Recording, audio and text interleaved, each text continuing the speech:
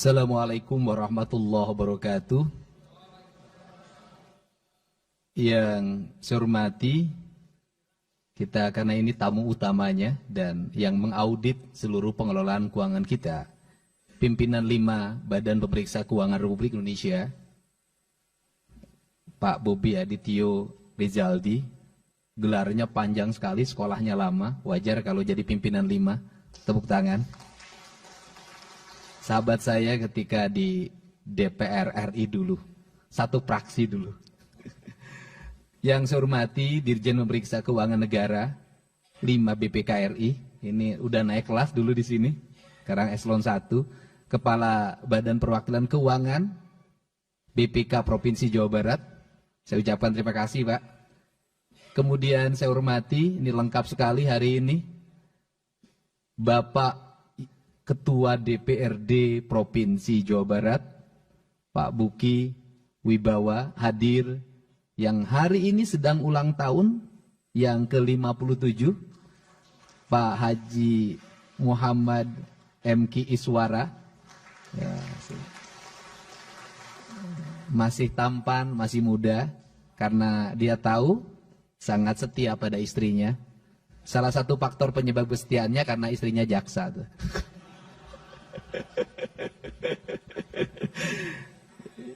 Kemudian hadir juga Pak Iwan Suryawan. Kemudian ini yang tren kita semua, tren center DPRD Pak Ono Surono.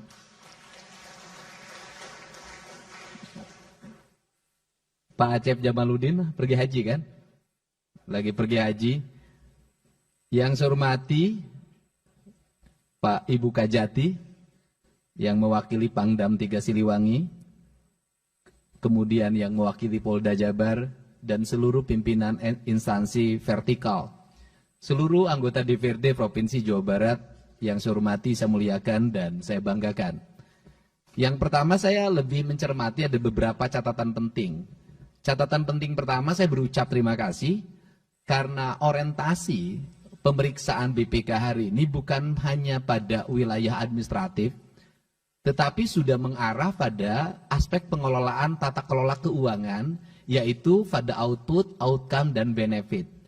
BPK sudah mulai menyoroti uang ini manfaatnya untuk apa dan dampaknya bagi kepentingan publik, punya daya dukung nggak terhadap ekonomi, terhadap pendidikan, terhadap kesehatan, dan terhadap seluruh kesejahteraan rakyat.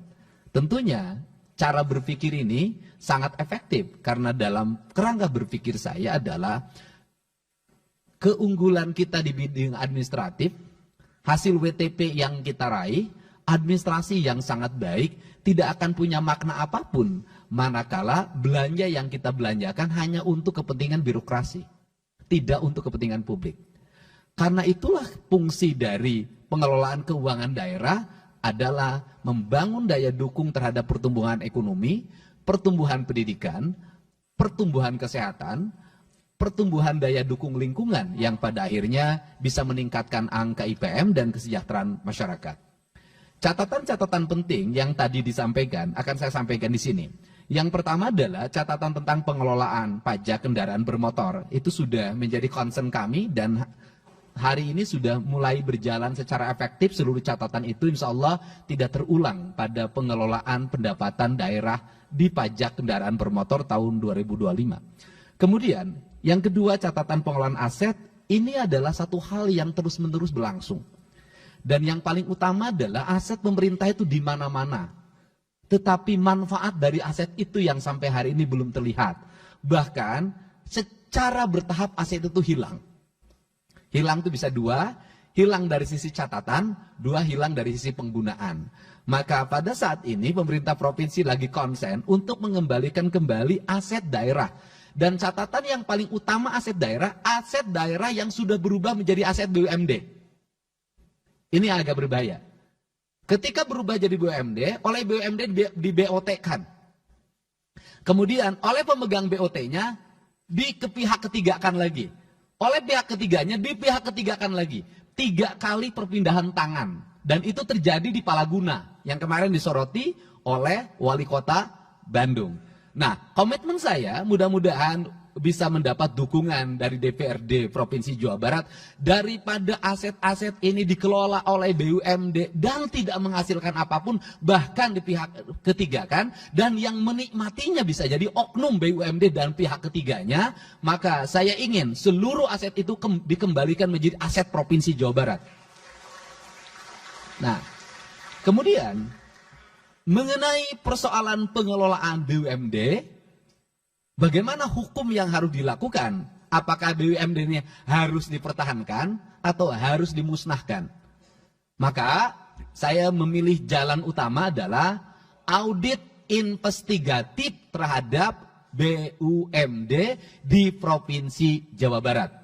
Karena audit investigatif ini akan memberikan sebuah catatan penting apa yang mesti dilakukan oleh Provinsi Jawa Barat. Dari audit investigatif ini kita bisa melangkah untuk langkah-langkah berikutnya. Dalam pikiran saya adalah lebih baik tidak punya BUMD daripada ada BUMD hanya menyalahgunakan kewenangannya, menggerogoti uang APBD atau mengalihfungsikan aset-aset milik pemerintah Provinsi Jawa Barat.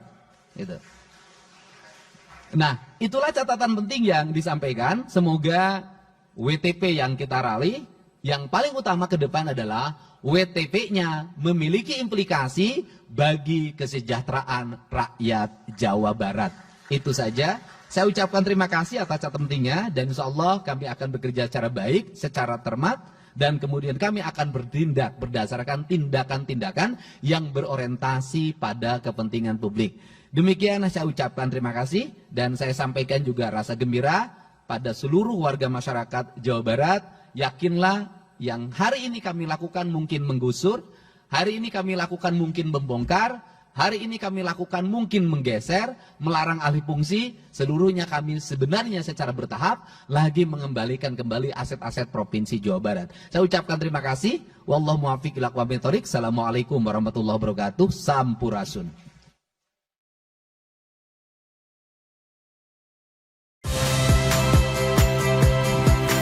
Saya Ihsan Sitorus.